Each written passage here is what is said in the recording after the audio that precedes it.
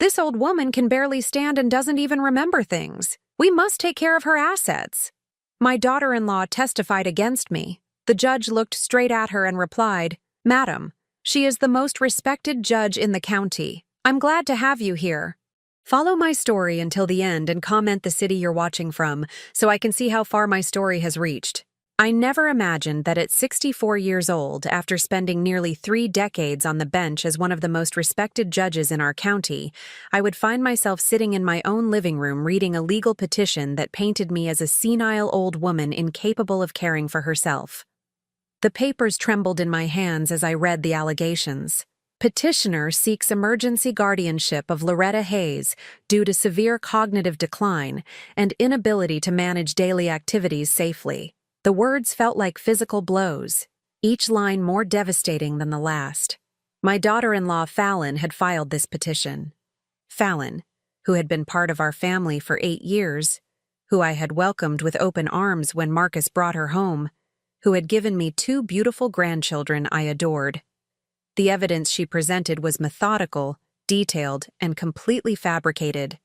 Subject frequently forgets appointments and becomes confused about time and place, I read aloud to my empty house, my voice cracking. Last Tuesday, I had arrived 20 minutes late to lunch with my neighbor Dorothy because I'd lost track of time while reviewing case files. A normal occurrence for any busy professional, twisted into something sinister. Subject shows signs of paranoia and makes accusations against family members without basis. This referred to the time I'd questioned why Fallon needed access to my financial statements to help organize my affairs. When I'd politely declined, explaining I preferred to handle my own finances, she'd grown cold and distant. Subject exhibits dangerous behavior, such as leaving stove burners on and forgetting to lock doors. I stared at this line, feeling a chill run down my spine. 2 weeks ago, I'd been preparing dinner when the doorbell rang. It was a delivery man with a package for my neighbor. I'd signed for it and walked it over to Dorothy's house, chatting with her for perhaps 10 minutes. When I returned, I found the burner still on under my soup pot. I'd simply turned it off and thought nothing of it. How could Fallon possibly know about that unless she'd been watching my house? The realization hit me like a sledgehammer. She had been watching me, studying me, documenting every normal human moment of forgetfulness or distraction, and transforming them into evidence of mental incompetence. My hands shook as I continued reading. Subject's son, Marcus Hayes, supports this petition out of concern for his mother's well-being and safety. The betrayal cut deeper than any stranger's attack could have. My own son, my only child, the boy I'd raised alone after his father died when he was 12, had signed his name to this document declaring me unfit. I set the papers down and walked to my kitchen window, the same window where I'd stood countless mornings watching Marcus walk to the school bus, where I'd waited for him to come home from dates as a teenager, where I'd cried tears of joy watching him graduate from college. The view looked the same, but everything had changed. The phone rang, jolting me from my thoughts. I almost didn't answer, but years of judicial training had taught me to face problems head-on. "Mom?" Marcus's voice sounded strained, uncertain. "Hello, sweetheart." I kept my voice steady, though my heart was pounding. Did you get the papers?" "I did." I waited, hoping he would explain, would tell me this was all a mistake, that he'd been coerced somehow. Instead, there was a long silence before he said, "Fallon thinks it's for the best. She's worried about you living alone, and honestly, so am I." "Worried about what exactly?" I asked, my judicial instincts kicking in. Have I ever been anything but independent and capable? "It's not about the past, Mom. It's about, well, you're getting older. Last month when we visited, you seemed confused about what day it was. And Fallon mentioned you've been acting strangely lately." "Strangely how?" My voice was sharper now. Marcus hesitated, forgetting things, leaving appliances on. "She's just concerned that something could happen to you." The careful way he spoke told me everything I needed to know. These weren't his observations. These were Fallon's words coming out of his mouth. My successful, intelligent son, a marketing executive who negotiated million-dollar deals for a living, had been thoroughly manipulated by his wife. Marcus, I said carefully, when have you personally witnessed any of these incidents? Another pause. Well, Fallon told me about them. She wouldn't lie about something like this, Mom. She loves you. Love. The word felt bitter in my mouth. This was what love looked like in Fallon's world. Stripping away someone's autonomy under the guise of protection. After we hung up, I poured myself a glass of wine and sat in my study, surrounded by law books and legal journals that had been my companions for decades. The irony wasn't lost on me. I'd presided over hundreds of guardianship cases, had seen families torn apart by greed, manipulation, and false concern. I knew the signs, the patterns, the tactics used by those who sought to control vulnerable adults. The problem was I wasn't vulnerable. At least I hadn't been until now. I pulled out a legal pad and began making notes, the same way I'd approached every complex case throughout my career. But this time, I wasn't the judge. I was the target. The hearing was scheduled for next Friday. In less than a week, I would sit in a courtroom not behind the bench where I belonged, but at the defendant's table, fighting for my own freedom and dignity. The petition requested emergency temporary guardianship, which meant if the judge found in their favor, I could lose control of my finances, my medical decisions, even my living arrangements immediately. I thought about calling my attorney, Robert Fitzgerald, who'd handled my legal affairs for years. But something held me back. If I lawyered up immediately, it might be seen as confirmation that I needed help managing my affairs. The catch-22 was maddening. That night, I lay awake staring at the ceiling, replaying every interaction I'd had with Fallon over the past few months, the way she'd insisted on organizing my medicine cabinet to help me stay on track, the times she'd suggested I might want to consider a cleaning service because keeping up with housework gets harder as we age, the concerned looks she'd exchanged with Marcus when I'd told them about my decision to donate to a scholarship fund at the local law school. Every act of kindness had been a chess move. Every expression of concern had been gathering intelligence for this moment. The most painful part wasn't the legal battle ahead. It was the realization that my son, the person I loved most in this world, had chosen to believe the worst about me rather than standing by the woman who had sacrificed everything to raise him. But I was Loretta Hayes. I had spent my career fighting for justice, protecting the innocent, and seeing through lies and manipulation. Fallon had made one critical mistake in her calculated attack. She had underestimated exactly who she was dealing with. The harassment began 3 days after I received the guardianship petition. At first, I thought I was being paranoid. Ironic, considering that was one of Fallon's allegations against me. But then I started paying attention with the same methodical precision I'd used to analyze evidence in my courtroom. Tuesday morning, I was at the grocery store when I noticed Fallon's friend Jennifer filming me with her phone. I was standing in the cereal aisle, comparing prices between 2 brands of oatmeal, a perfectly normal activity, but Jennifer positioned herself to capture the moment I picked up one box, put it back, then picked up another. To someone watching the video later, it might look like confusion or indecision rather than simple comparison shopping. When I approached Jennifer, she quickly put her phone away and pretended to be interested in the granola bars. "Oh, hi, Mrs. Hayes. What a coincidence running into you here." "Hello, Jennifer." I kept my voice pleasant but firm. "Were you just filming me?" Her face flushed red. "Filming? No, I was just checking my messages. You know how these phones are." She hurried away before I could respond. That afternoon, my neighbor Mrs. Patterson called. "Loretta, dear, I hope you don't mind me asking, but are you feeling all right? Fallon stopped by earlier and mentioned you've been having some health concerns." My blood pressure spiked. "What exactly did she tell you?" "Well, she said you've been having some memory issues and that the family is worried about you living alone. She asked me to keep an eye on you and let her know if I noticed anything concerning."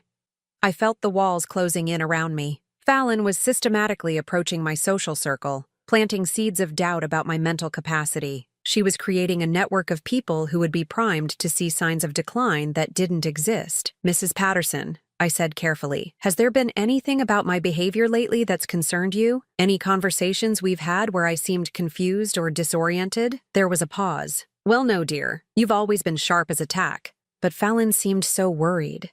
And she knows you better than I do. That was the insidious part of Fallon's strategy.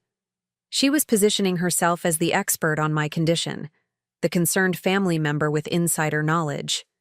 Meanwhile, she was training others to interpret my normal behavior through the lens of suspected dementia. Wednesday brought a visit from Marcus and Fallon. They arrived unannounced while I was in my garden, tending to my roses. I was dirty from weeding, my hair was disheveled, and I had soil under my fingernails. In other words, I looked exactly like someone who had been gardening. "Mom, what are you doing out here?" Marcus asked, his voice tinged with that new tone of concerned condescension I was learning to hate. "Gardening," I replied, gesturing to the obvious. The roses needed deadheading, and the weeds were getting out of hand. Fallon exchanged a meaningful look with Marcus. "Loretta, sweetheart, it's almost 90 degrees out here. Don't you think you should come inside and cool off?" I glanced at my watch. It was barely 10 in the morning, and the temperature was probably in the mid-70s, but I knew this was another trap. If I corrected her, I'd be seen as argumentative. If I agreed, I'd be confirming that I had poor judgment about my own safety. "I was just finishing up,"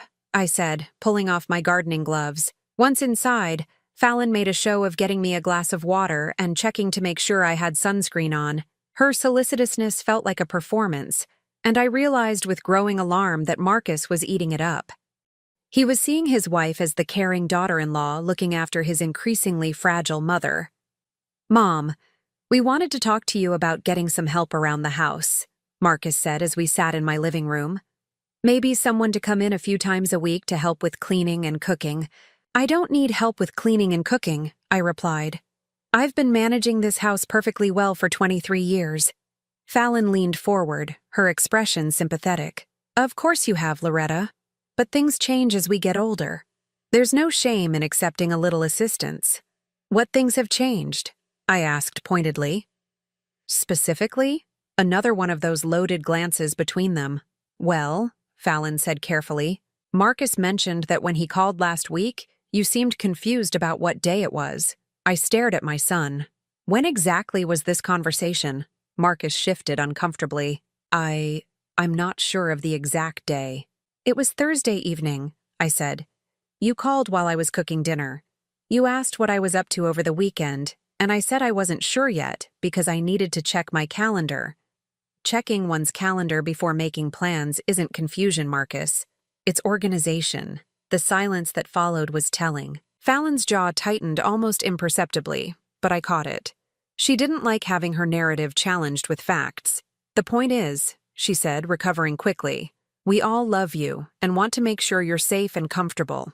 That's all this is about." After they left, I sat in my study and wrote down every detail of the conversation. I was building my own case file now, documenting each instance of their manipulation and distortion. Thursday evening brought the most disturbing development yet. I was cooking dinner when my smoke alarm went off. The chicken in my oven had started to smoke slightly, not burning, just the normal result of some spilled marinade hitting the hot oven floor. I turned off the oven, opened the windows, and fanned the smoke alarm until it stopped beeping. 20 minutes later, my doorbell rang. It was the fire department. "Ma'am, we received a call about a possible fire at this address," the captain said. "A fire?" "No, there's no fire. My smoke alarm went off briefly when something spilled in my oven, but it's fine now." He looked concerned. "The caller said they were worried about an elderly resident who might be in danger." Elderly resident. The phrase stung. "May I ask who called?" "It was an anonymous tip, ma'am. But since we're here, would you mind if we just take a quick look around to make sure everything's safe?" I invited them in, knowing I had no choice. They found nothing wrong, of course, but their visit had been witnessed by several neighbors. By tomorrow, the story would be that the fire department had to come check on Loretta Hayes because she'd had some kind of cooking incident. That night, I called my friend and former colleague, Judge Patricia Williams. We'd worked together for 15 years before her retirement, and I trusted her judgment implicitly. "Patty, I need some advice," I said, and explained the situation. Her response was immediate and fierce. "Loretta, this is elder abuse, classic financial and emotional manipulation. You need to fight this with everything you've got. But what if I'm wrong? What if I really am starting to slip and just don't see it?"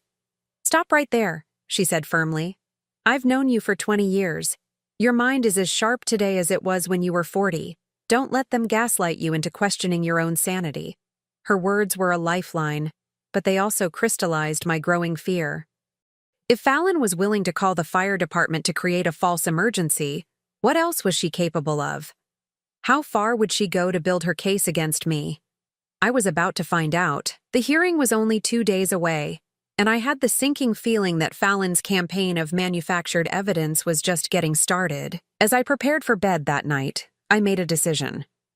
I wasn't going to be a passive victim in this assault on my life and dignity. I was going to fight back, using every skill I'd acquired in 3 decades of legal practice. But first, I needed to survive whatever Fallon had planned for the next 48 hours.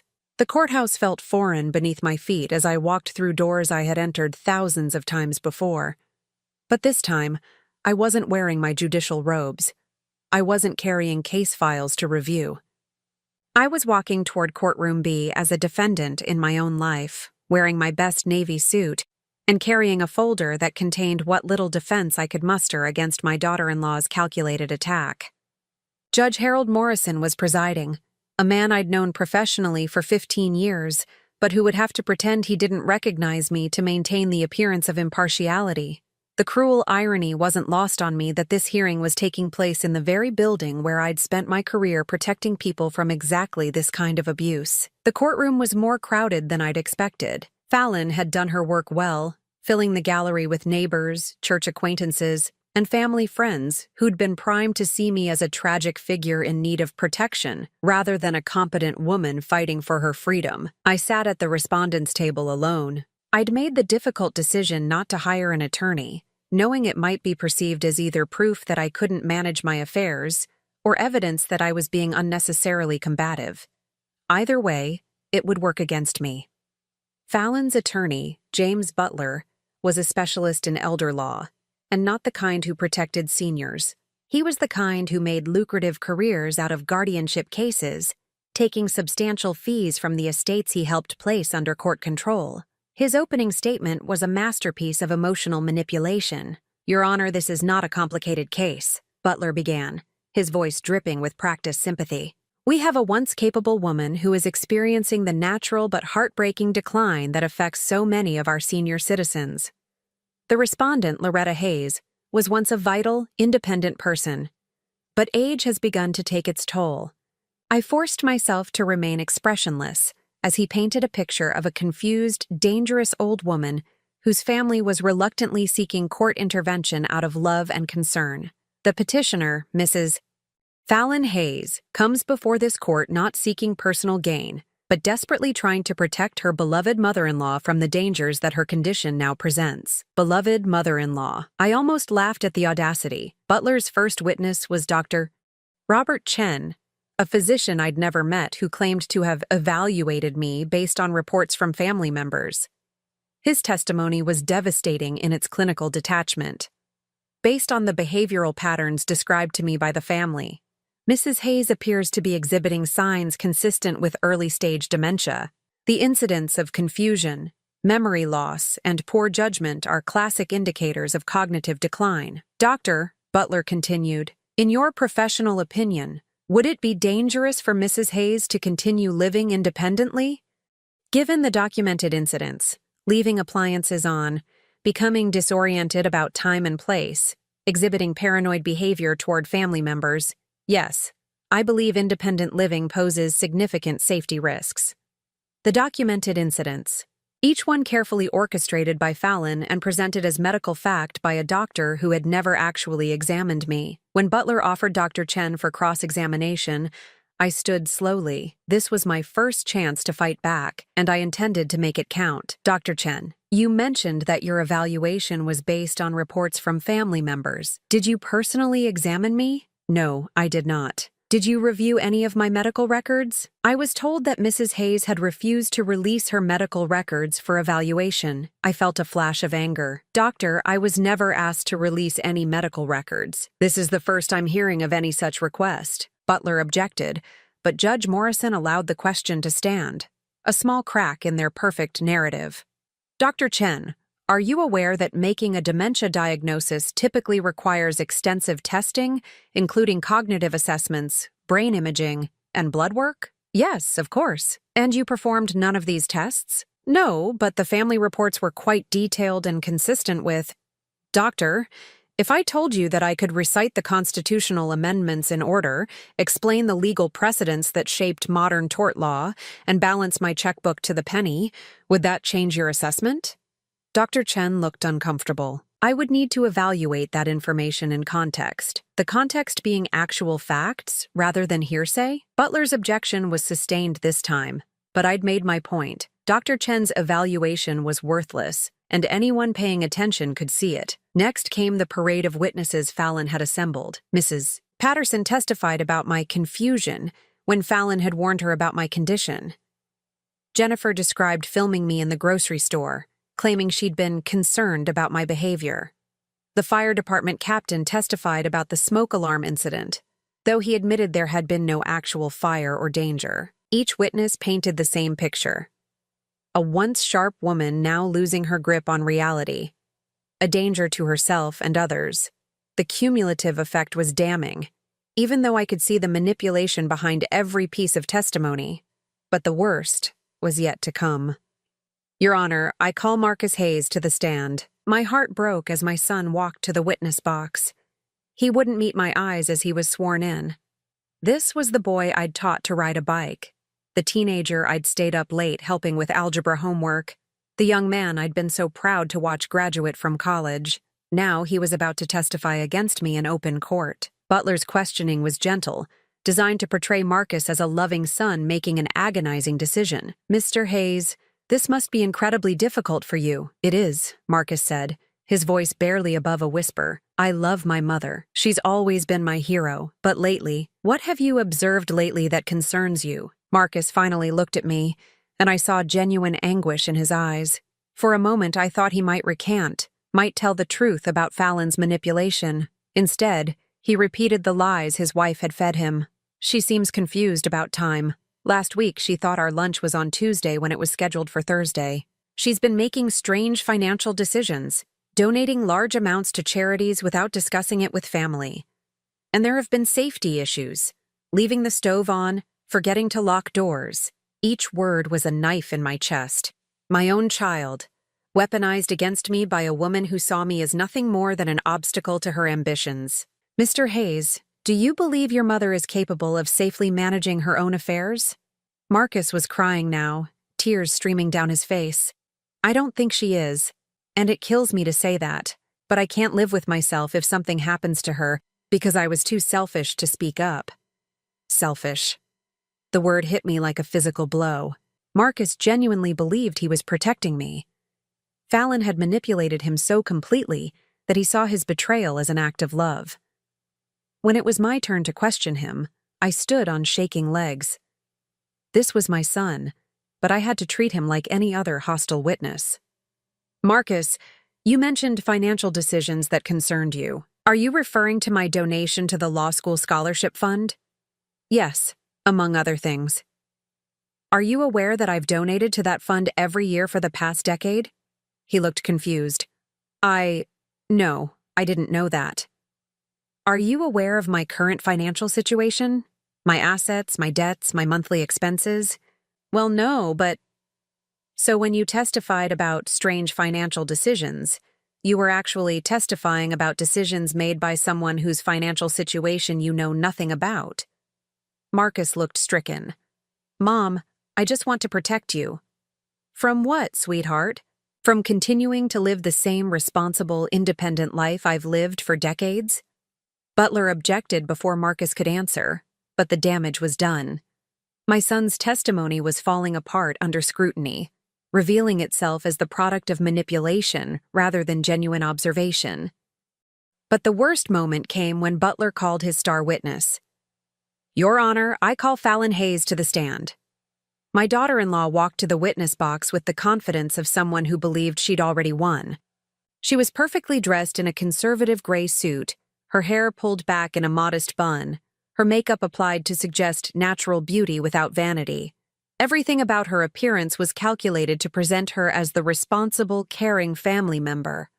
Her testimony was a tour de force of crocodile tears and manufactured concern. She spoke about her love for me, her anguish at watching my decline, her desperate attempts to help me maintain my dignity while keeping me safe. Mrs. Hayes, can you describe some specific incidents that led to your decision to seek guardianship? Fallon dabbed at her eyes with a tissue before responding. It's so hard to talk about because I love Loretta so much, but there have been so many concerning incidents. Last month, I found her standing in her kitchen at 2 a.m, fully dressed, insisting it was time to go to work. When I gently reminded her that she's retired, she became angry and accused me of trying to control her. I stared at her in shock. This incident had never happened. She was lying under oath, creating detailed scenarios that existed only in her imagination. She's been giving away family heirlooms to strangers, Fallon continued. Important pieces that have been in the family for generations. When Marcus tried to discuss it with her, she became paranoid and accused us of trying to steal from her. Another complete fabrication. I hadn't given away any family heirlooms to anyone. Most concerning are the safety issues.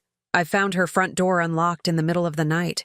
She's left water running until it flooded the bathroom. Last week, I arrived to find her house full of smoke because she'd forgotten something in the oven, and then couldn't remember how to turn off the smoke alarm. The smoke alarm incident, twisted beyond recognition. In Fallon's version, I was a confused old woman who couldn't operate basic household appliances.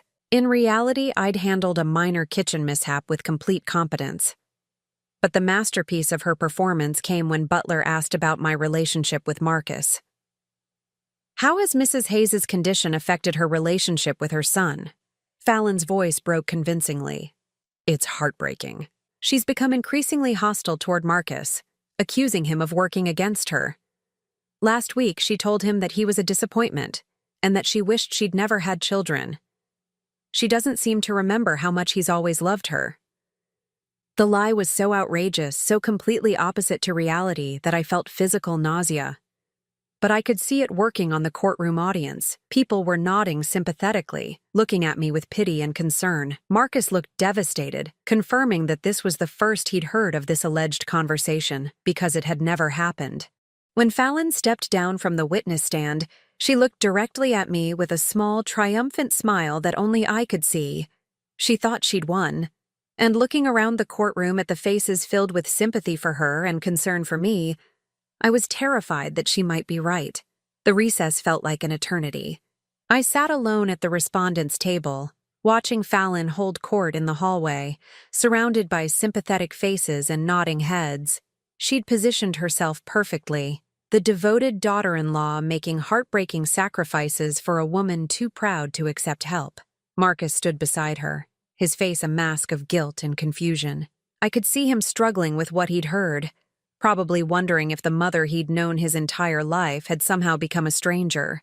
Fallon had done her work so well that my own son was doubting his memories of me.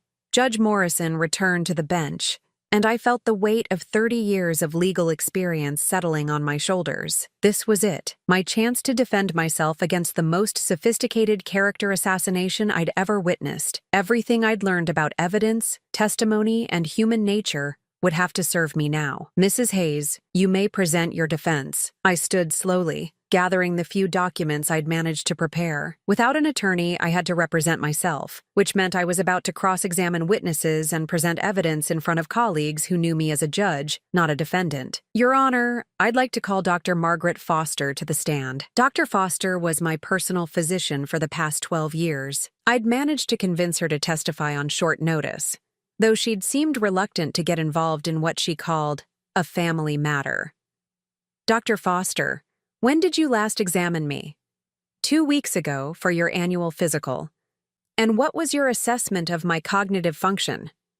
Mrs. Hayes showed no signs of cognitive impairment. Her memory was sharp, her reasoning clear, and her responses to mental status questions were all within normal ranges. Butler objected. Your Honor, this witness wasn't disclosed prior to— Your Honor, I interrupted, Dr. Foster is my treating physician. Her testimony is directly relevant to the medical claims made by the petitioner's expert, who never examined me at all. Judge Morrison allowed the testimony to continue. Dr. Foster, are you aware of any medical conditions I have that would affect my ability to live independently? None whatsoever. Mrs. Hayes is in excellent health for her age. Her blood pressure is well controlled, her cognitive function is intact, and she maintains an active lifestyle. Have I ever discussed with you any incidents of confusion, memory loss, or disorientation? No. In all our interactions, Mrs. Hayes has been articulate, well-informed about her health, and completely competent to make her own medical decisions. Butler's cross-examination was brief but pointed. Dr. Foster, isn't it true that early-stage dementia can be difficult to detect in a clinical setting? That's correct, and patients often present differently to their doctors than they do at home? Sometimes, yes. So you can't rule out the possibility that Mrs. Hayes might be experiencing cognitive decline that hasn't yet manifested in your office? Dr. Foster hesitated. I can't rule out any possibility completely, but based on my examination and ongoing relationship with Mrs. Hayes, I see no evidence of cognitive impairment. It wasn't a ringing endorsement, but it was something. I called my neighbor Dorothy Patterson back to the stand over Butler's objections. Mrs. Patterson, you testified earlier about concerns regarding my mental state. Who first brought these concerns to your attention? Well, it was Fallon. She came by about 3 weeks ago. Prior to that conversation with Fallon, had you noticed anything concerning about my behavior? Dorothy looked uncomfortable. No, I hadn't. You've always been very sharp, Loretta. I was actually surprised when Fallon mentioned problems because you seemed fine to me. After Fallon spoke with you, did you find yourself looking for signs of confusion or memory problems in our interactions? Well, yes. She asked me to keep an eye on you. And did you find any such signs? Dorothy was quiet for a long moment. Not really, no. You've been the same Loretta you've always been. Mrs. Patterson, when you testified about my confusion regarding what day it was, can you recall the specific incident? Well, Fallon told me about it, but I didn't witness it myself. Another crack in their foundation. I pressed on. In fact, Mrs. Patterson, have you personally witnessed any of the incidents described in today's testimony? No, I haven't. So your testimony was based entirely on what Fallon told you to look for and report. Dorothy's face flushed red. I suppose. Yes. Butler objected, but the damage was done.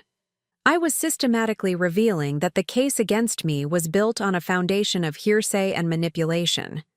But my next move was risky. I had to testify on my own behalf, and I knew Butler would try to trap me during cross-examination. Your Honor, I'd like to testify in my own defense.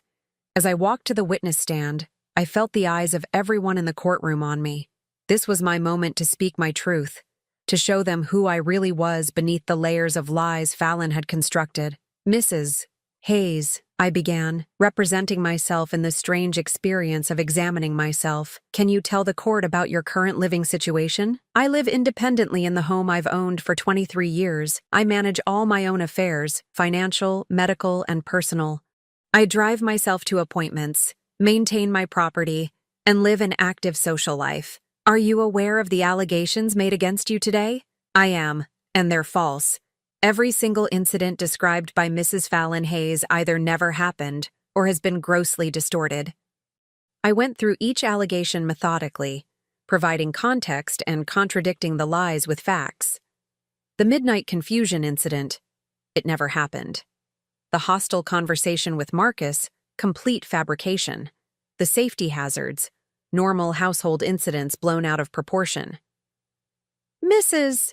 Hayes, do you understand why your family might be concerned about your welfare? I understand that my son loves me and wants to protect me. What I don't understand is why he's chosen to believe the word of someone who has systematically deceived him rather than trusting his own 38 years of experience with me.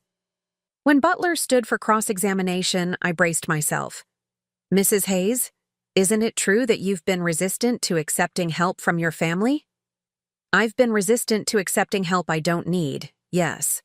And isn't it possible that your judgment about what help you need might be impaired?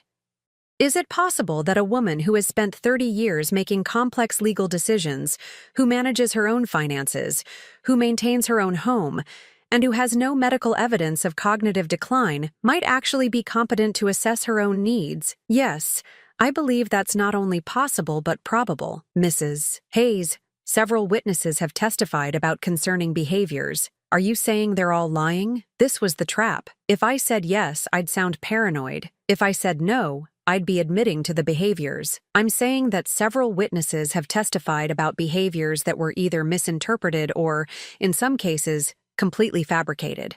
I'm saying that when you prime people to look for signs of incompetence, they often find them even where they don't exist. That's a very serious accusation, Mrs. Hayes. Yes, it is. And I'm prepared to prove it. I reached into my folder and pulled out a document I'd prepared that morning. A timeline of every interaction I'd had with Fallon over the past 6 months, complete with dates, witnesses, and documentation where available. Your Honor, I'd like to present Exhibit A, a comprehensive timeline showing the pattern of manufactured incidents that form the basis of this petition. Butler objected, claiming the timeline was inadmissible, but Judge Morrison allowed it into evidence. As I walked through each incident, showing how Fallon had either created false emergencies or twisted normal events into signs of incompetence, I could see the atmosphere in the courtroom beginning to shift. People were starting to pay attention to the details, to notice the inconsistencies in Fallon's carefully constructed narrative. But the real turning point came when Judge Morrison asked a question that changed everything. Mrs. Hayes, this court proceeding requires a significant understanding of legal processes and procedures. You've represented yourself today, cross-examined witnesses, presented evidence, and made legal arguments. How do you reconcile this level of competence with the allegations of cognitive decline? I took a deep breath. This was my moment. Your Honor, I reconcile it by pointing out that the allegations are false. I am Loretta Hayes. For the past 28 years, I have served as a judge in this very courthouse. I have presided over hundreds of cases, including many guardianship proceedings. I am not a confused elderly woman who needs protection from herself. I am a retired jurist who is being targeted by someone who sees my independence as an obstacle to her own ambitions. The silence that followed was deafening. I could hear people shifting in their seats, murmuring to each other. Judge Morrison's eyes widened slightly, though he maintained his professional composure. Mrs. Hayes, are you saying you are Judge Loretta Hayes from this court? I am, Your Honor. Judge Morrison looked down at his files, then back at me. Mrs. Hayes, I'm going to call a recess to review the court records. As the gavel fell, I saw Fallon's face go white. For the first time since this nightmare began, she looked genuinely afraid. Marcus was staring at me as if seeing me for the first time, his mouth slightly open in shock. The truth was finally out. Now I had to hope it wasn't too late to save myself from the trap my own daughter-in-law had so carefully constructed.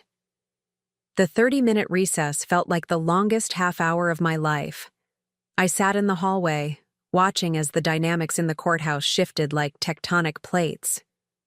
Word had spread quickly through the building that Judge Loretta Hayes was fighting a guardianship petition filed by her own family. Court clerks I'd worked with for decades approached me with shocked expressions and whispered words of support. Judge Hayes, we had no idea, said Maria Santos, the chief clerk. When I saw your name on the docket, I assumed it was a coincidence. Marcus stood across the hall, staring at me with an expression I couldn't read. Confusion, shame, and something that might have been the beginning of recognition flickered across his face. Fallon was nowhere to be seen, but I could hear her voice from around the corner, speaking in urgent, hushed tones on her phone. When we reconvened, Judge Morrison's demeanor had changed completely. He'd clearly spent the recess reviewing my judicial record, and the weight of what was happening had settled on him. Before we continue, he announced, I want to state for the record that Judge Loretta Hayes served with distinction in this courthouse for 28 years before her retirement 18 months ago. Her record speaks for itself. The murmur that went through the courtroom was audible. I could see people reassessing everything they'd heard, viewing Fallon's testimony through a completely different lens. Mr. Butler, Judge Morrison continued, I'm troubled by the fact that your client failed to disclose Mrs. Hayes's professional background in the petition. This seems like a significant omission. Butler looked uncomfortable for the first time all day. Your Honor, my client may not have been aware of the relevance. Mr. Butler, your client lived in the same household as Judge Hayes for 8 years. She attended retirement parties and judicial events. The idea that she was unaware of Mrs. Hayes's professional capacity strains credibility. I seized the moment.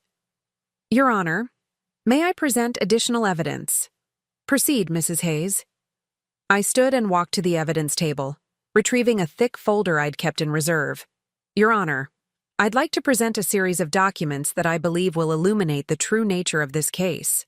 The first document was a detailed financial analysis I'd prepared the night before, showing my assets, income, and expenditures over the past 2 years. This shows that my financial management has been exemplary. Every donation, every investment, every expenditure has been carefully considered and well within my means. The second set of documents was correspondence with various organizations where I volunteered and served on boards. These letters from the Legal Aid Society, the Bar Association, and the Community Foundation show that I have remained actively engaged in meaningful work since my retirement. None of these organizations have expressed any concerns about my competence. But the third set of documents was my nuclear option. Your Honor, I'd also like to present these phone records, which show a pattern of communication between Mrs. Fallon Hayes and several of today's witnesses in the days immediately preceding their testimony. Butler shot to his feet. Objection. These records were obtained without proper— Your Honor, I interrupted. These are my own phone records, showing calls made to my residence. I have every right to present them. I walked through the timeline methodically.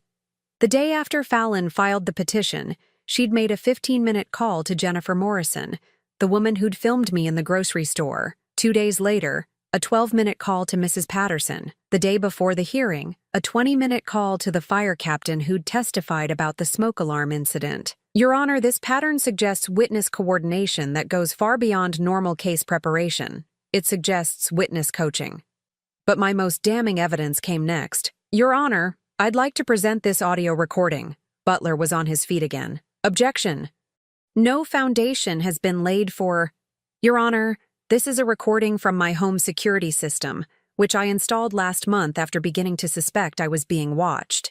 Judge Morrison reviewed the technical specifications of the recording system and allowed it into evidence.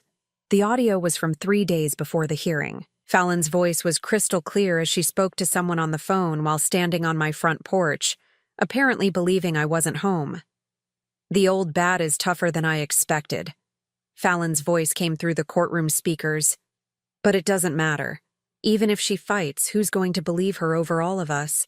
Marcus is completely convinced, and once we get guardianship, we can sell that house and put her somewhere she can't cause problems.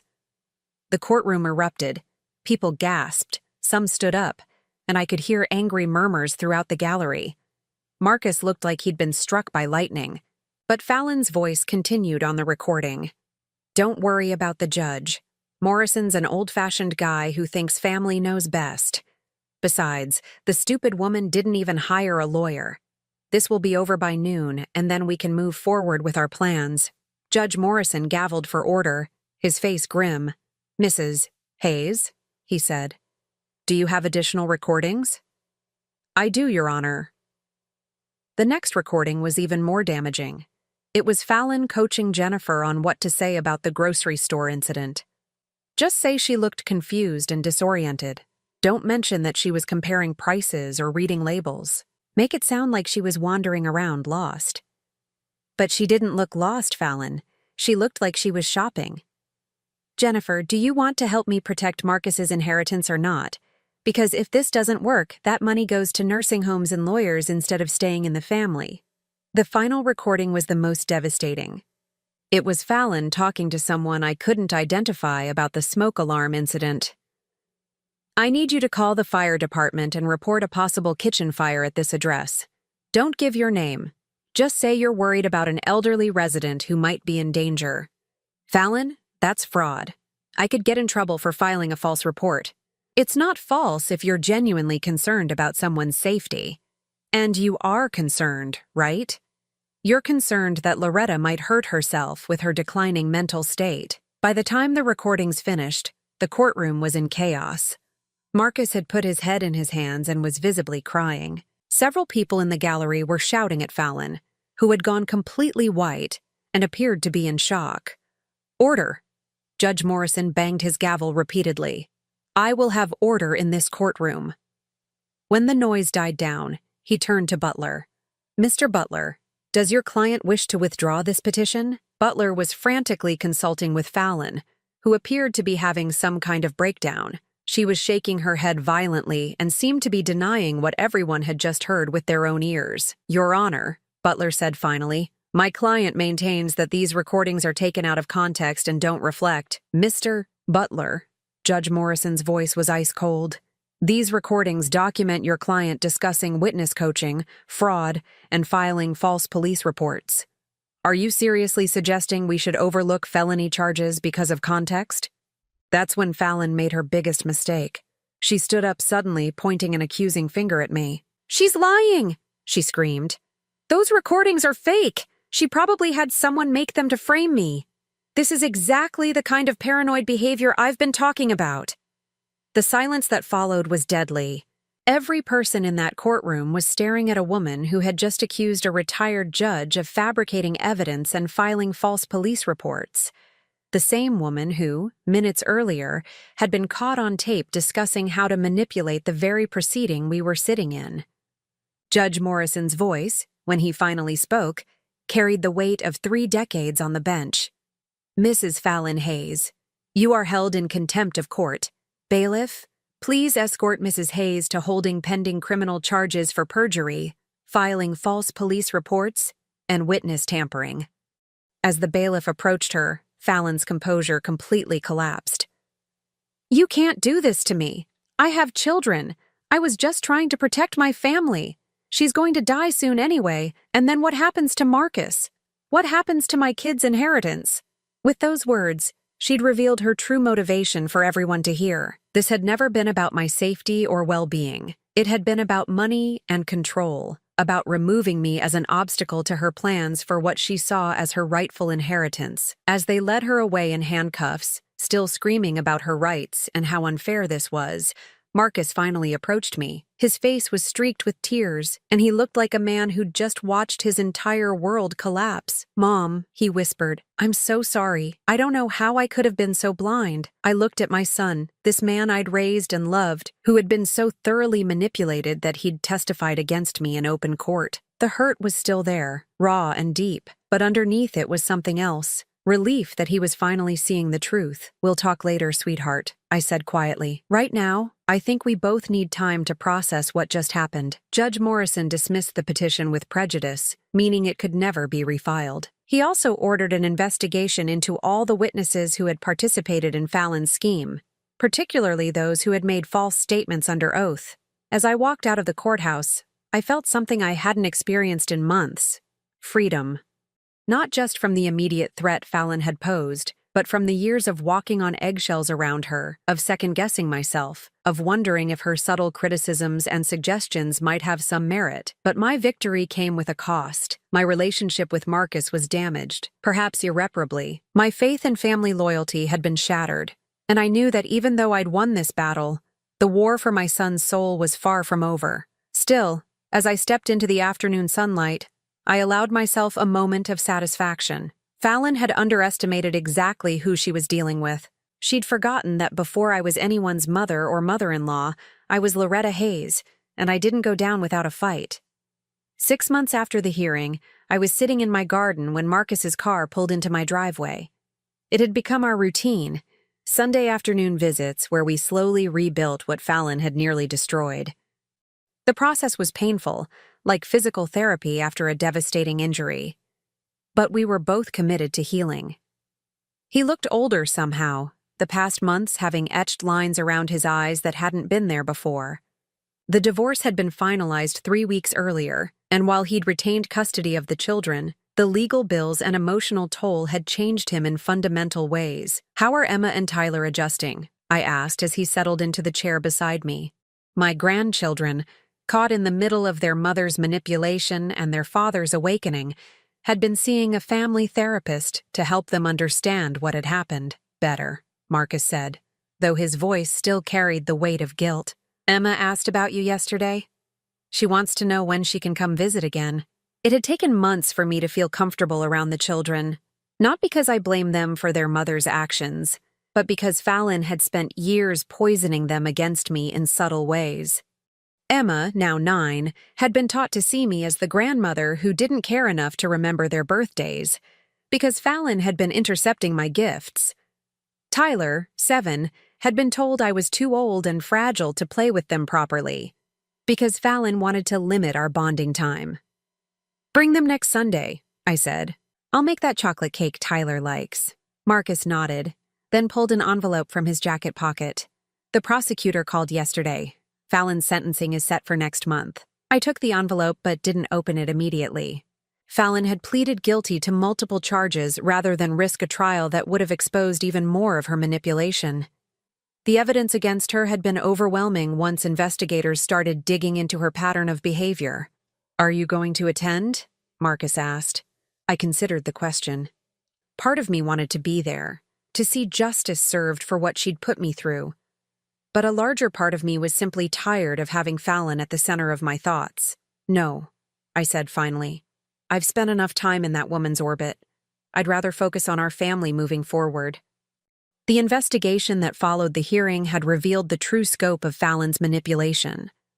She'd been systematically isolating me from friends and family for years, spreading subtle doubts about my mental capacity while positioning herself as my primary caregiver and advocate. She'd coached Marcus to see normal aging behaviors as signs of decline, and she'd created a network of people primed to confirm her narrative. Most damaging of all, she'd been planning this guardianship petition for over a year, carefully documenting incidents and building her case with the patience of a predator stalking prey. The thing I keep thinking about, Marcus said, staring at his hands, is how completely I believed her. She made me doubt my own memories of you, my own experiences. I started questioning whether the mother I'd known my whole life had ever really existed. I reached over and took his hand. That's what skilled manipulators do, sweetheart. They don't just lie to others. They make their victims lie to themselves. But I should have known better. I should have trusted you over her. You loved her. You wanted to believe the best about her. There's no shame in that. We sat in comfortable silence for a while, watching the roses I'd been tending bloom in the afternoon sun. These were the same roses Fallon had suggested I hire someone to care for because gardening gets so difficult as we age. Now they were thriving under my direct attention, a small symbol of the independence I'd fought so hard to preserve. Mom, Marcus said eventually, I need to ask you something, and I want you to be completely honest with me. I braced myself, not sure what was coming. Do you forgive me? For what I did in that courtroom? For choosing her word over yours? The question hung in the air between us. It was the conversation we'd been building toward for months, the one that would determine whether our relationship could truly heal or would remain forever damaged by what had happened. Marcus, I said carefully, forgiveness isn't the right word. You were a victim too, just like I was. Fallon spent years conditioning you to doubt me, to see me through her filter. You didn't betray me deliberately. You were manipulated into it.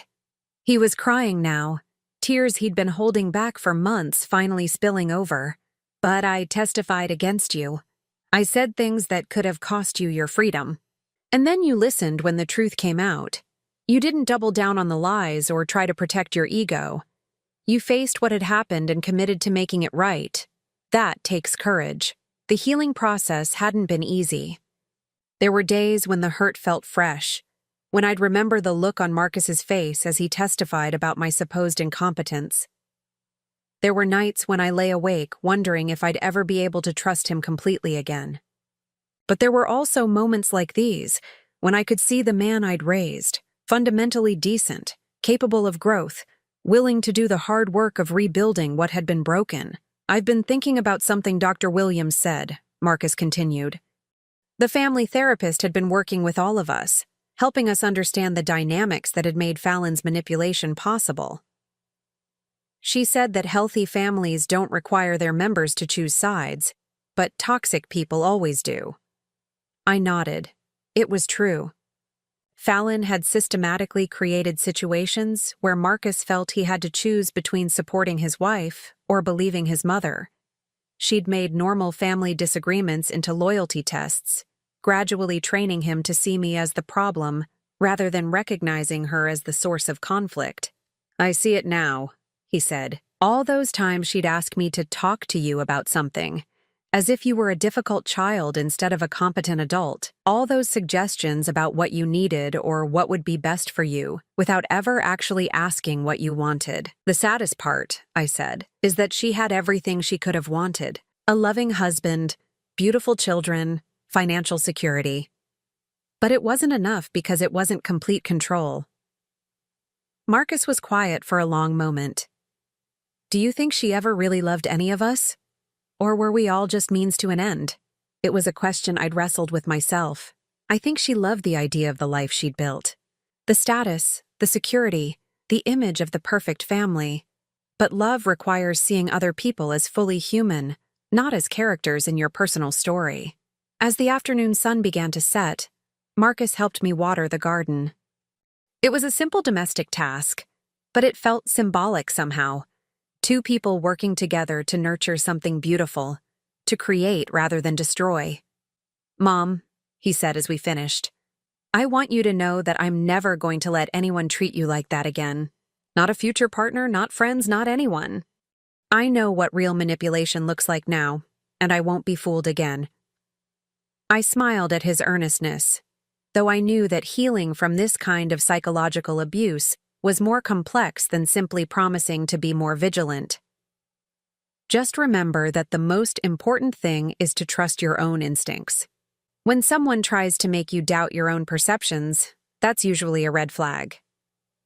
That evening, after Marcus left, I finally opened the envelope he'd brought. It contained the victim impact statement I could submit for Fallon's sentencing hearing. The prosecutor had encouraged me to attend, to tell the court how her actions had affected my life. I sat at my kitchen table with a pen in my hand, thinking about what I would want to say to the woman who had tried to steal my freedom, my dignity, and my relationship with my son. But as I started to write, I realized I had nothing to say to Fallon. My words weren't for her. They were for other victims who might read them someday, other families who might recognize the warning signs before it was too late. "The most insidious form of abuse," I wrote, "is the kind that masquerades as love.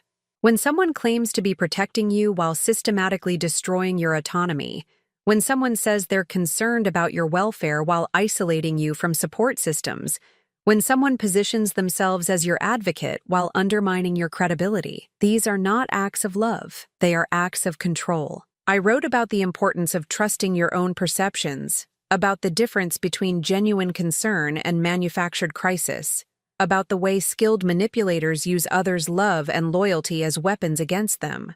But I also wrote about recovery, about the possibility of rebuilding relationships damaged by manipulation, about the strength that comes from surviving an attack on your very sense of self. When I finished, it was nearly midnight. I sealed the statement in an envelope and placed it on my kitchen counter. Tomorrow, I would decide whether to submit it to the court. Tonight, I was simply grateful to be sitting in my own home, in complete control of my own life, surrounded by the choices I'd made for myself. Fallon had underestimated me from the beginning, seeing an aging woman rather than an experienced judge, seeing isolation rather than independence, seeing vulnerability rather than strength. Her greatest mistake had been believing that because I was older, I was weaker. She'd learned too late that some people grow stronger with age, that experience teaches lessons that youth cannot imagine, and that a woman who has spent her career fighting for justice doesn't simply surrender when the fight comes to her own doorstep. As I turned off the lights and headed upstairs, I felt something I hadn't experienced in years. Complete peace. Not just the absence of conflict, but the deep satisfaction that comes from standing your ground, protecting what matters, and refusing to let others define your worth. Fallon was going to prison, but that wasn't my victory. My victory was this: I was still here, still independent, still myself. and no one would ever be allowed to take that away from me again. Now I'm curious about you who listened to my story. What would you do if you were in my place? Have you ever been through something similar? Comment below. And meanwhile, I'm leaving on the final screen 2 other stories that are channel favorites, and they will definitely surprise you. Thank you for watching until here.